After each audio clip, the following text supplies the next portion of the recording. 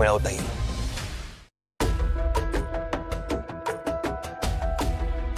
आद्या आद्या आद्या ये ना लोक. काय झालं श्रेयस, का हाका मारतोयस? आद्या मला खूप कंटाळा आलाय. तू थांब ना इथे माझ्याजवळ. आपण आहे ना अंताक्षरी खेळूया किंवा सापशिडी. थांबले असते रे बाळा, पण काय क्लिनिंग साठी माणसं येणार आहेत ना घरात, मला त्यांच्याकडेही बघावं लागेल. मी आराध्याला पाठवते ना तुझ्याकडे, मग तुम्ही सापशिडी वगैरे खेळा. नको नको नको. आराध्य आराध्य बघेल ना ते क्लिनिंगचं वगैरे. तू इथे माझ्याजवळ थांब. आपण आहे ना खूप गप्पा मारूया किंवा लुडो खेळूया किंवा व्यापार. माझा ऐक ना राजा, अक्षय श्रावणी पण घरात नाहीये. आराध्यावर एकटीवर पडेल सगळं. मला तिला मदत करायची आहे आणि शिवाय सगळी परकी माणसं घरात येणार आहेत, त्यांच्याकडे बघावं लागेल.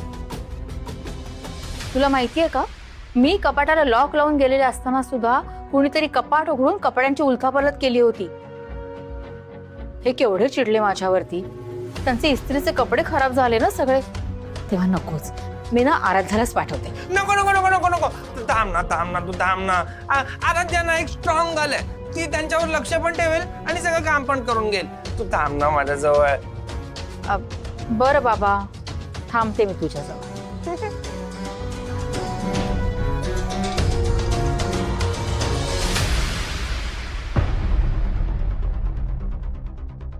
अक्षय, अरे मी काय म्हणतीये, आज डायनिंग टेबलवर जे काही झालं त्यानंतर तारा ऑफिस मध्ये आली होती हे नक्की आहे ना? काय ती ऑफिस मध्ये आली आणि तुला कळलं कसं नाही? तेच मला कळत नाहीये. त्या दिवशी ती उघड उघड ऑफिसला आली होती सह्या करण्यासाठी. सह्या तर तिने केल्याच, पण ती आत्ता कशासाठी ऑफिसला आली आहे हेच कळत नाहीये. ते जाणून घेणं जास्त महत्वाचं. मी तोच विचार करतेय. तिला संशय तर आला नसेल ना? नाही म्हणजे आपण मम्मांच्या साईन करून पैसे काढतोय त्याचा? नाही, अजिबात नाही. कारण तारा अशी आहे ना, जर तिला काही समजलं असतं ना तर तिने येऊन तुला जाब विचारलाच असता. आणि एवढी मोठी गोष्ट हाती आल्यावर गप्प नाही बसणार.